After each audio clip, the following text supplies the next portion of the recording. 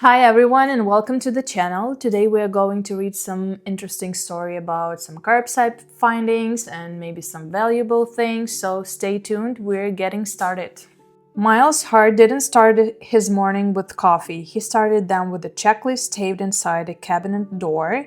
Rent date, car insurance, school lunch balance, inhaler refill, and a reminder to call the landlord about the loose tap before someone got hurt. At 36, he wasn't dramatic about being a single dad. He was just tired in a steady, practice way. His kids, Lila, 7 years, and Connor, 11 years, were learning the rhythm of a house with one parent. Connor listening too closely when Miles talked about the money, Lila asking for things and then quickly saying never mind like she'd already learned to feel guilty. It was spring in Tempe, Arizona, the part of the year when neighborhoods do cleanouts and the curbs start looking like rotting yard sale. Miles took the kids on a walk after dinner because it was free, it burned energy, and it kept them off screens for an hour. They cut through a nicer pocket near the foothills, where the streets were quiet and the garages were bigger than Miles' entire living room. He wasn't hunting for treasure, he didn't have the time or the personality for it, but he had the kind of eyes you get when you had to stretch every dollar. He noticed packaging, labels, and anything that looked too organized to be trash. Connor slowed near a row of alley garages and nodded toward the dumpster enclosure behind them. Outside the gate, stacked like someone had rushed but still cared, sat clear plastic totes with latching lids and clean cardboard shipping boxes, not crushed, not rain-soaked, not mixed with normal garbage. Some boxes were sealed with fresh tape.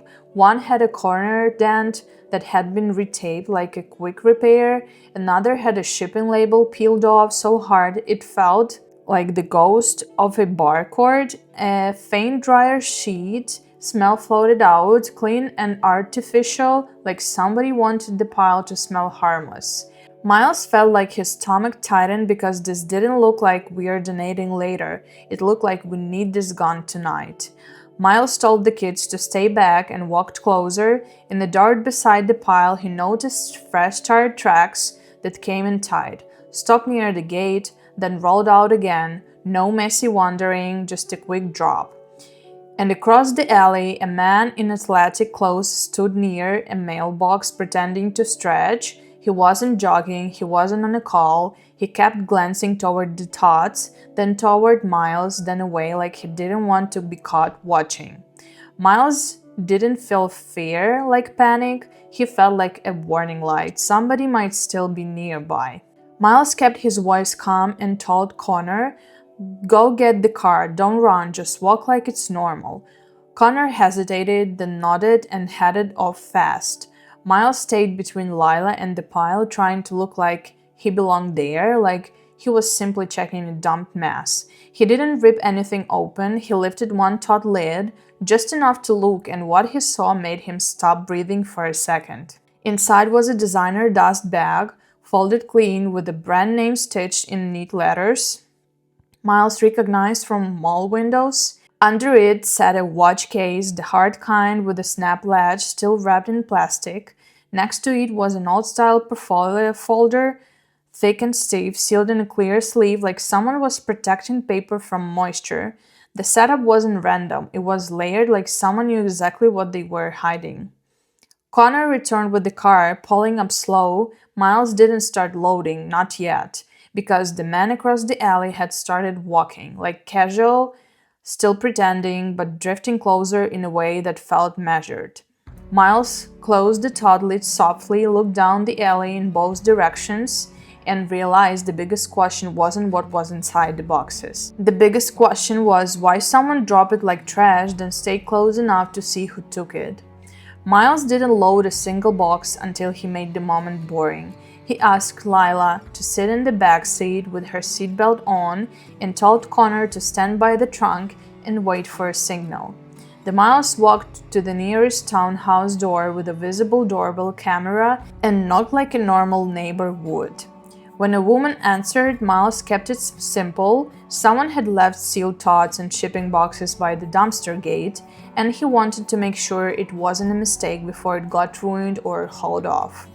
The woman looked genuinely confused, stepped outside and said the pile wasn't hers. She added one detail that mattered. The HOA had posted a notice about move-out dumping this week, and anything left outside the enclosure was treated as abandoned once trash pickup hit. It wasn't perfect permission, but it was a real rule in a real place. With that, Miles did what kept him safe and kept it clean. He took wide photos of the pile exactly as it said, outside the gate, not inside a garage, not behind a fence, and he filmed a quick clip showing the location and the condition of the seals. Not for social media, for proof. Then, and only then, he loaded the tots in boxes fast but careful, stacking them like fragile inventory, not like garbage. The stretching guy across the alley had already drifted away, and Miles didn't chase the thought. People look at evening in nice neighborhoods. That didn't mean conspiracy, it just meant he didn't want his kids standing there longer than necessary. At home, Miles turned the kitchen table into a sorting station the way he did with bills. Controlled, labeled, calm. He didn't rip things open. He opened one tot at a time, photographed contents, and kept the kids a step back like it was science class. The first tot delivered the same 3 punches he'd seen at the curb: a designer dust bag, a Hart watch case, and old portfolio folder sealed in plastic. The watch case held a clean man's watch, modern and heavy, with extra links still taped down. The dust bag held a small leather item, authentic looking, stitched tight, not worn out, just stored. And the portfolio folder. That part made Miles slow down. Inside were printed pages, neat lists, and copies of shipping documents with serial number lines, and a return address block that had been peeled or blacked out. It wasn't one person's random paperwork, it looked like someone's organized system. Miles didn't feel excitement so much as responsibility. A watch and designer item could mean money, but paperwork could mean trouble if he handled it wrong. He called Darlene, his neighbor who's always had practical advice, and asked her to come over as a witness before he did anything else. Together they went through the folder carefully and found the key detail hiding in plain sight: a page that referenced unclaimed freight liquidation and a broker lot number, plus a note in market that said "Hold back, verify." It wasn't a confession, it wasn't a crime report, it was a sign that the items came from a gray but real pipeline. Returned shipments, unclaimed lots, overstock. Legal in one context, messy in another, and easy for desperate people to mishandle.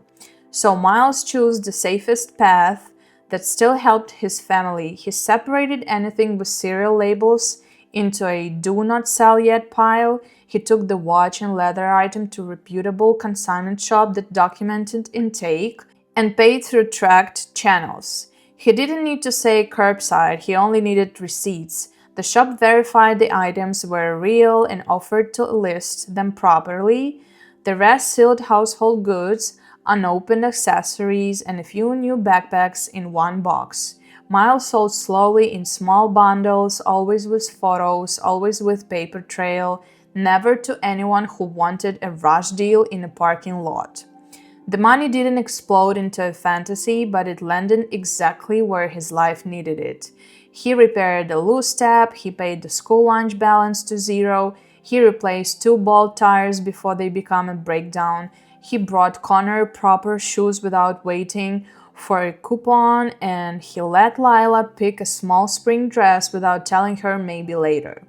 The biggest chance wasn't the purchases, it was the silence in his head. For the first time in a long time, he didn't hear panic every time the phone buzzed. A month later, the consignment payout hit, and Miles did something he hadn't done since the divorce paperwork. He started an emergency fund. Just a small one, but real. He taped a new checklist inside the cabinet door, and the last line wasn't a bill at all. It said, one free night this week, because the real lesson of that curbside pile wasn't that the life hides treasure in rich neighborhoods. It was that when you move carefully, document, verify, don't rush, one strange spring night can turn into a breathing room without turning into regret. Miles never went back to hunt dumpsters. He didn't need a new addiction. He needed a stability, and he finally had enough of it to be a dad again, not just a man chasing the next bill. So, this is the story. Hope you enjoy it, and if you feel like sharing your own, please leave a comment and subscribe, give us a thumbs up, and see you next time.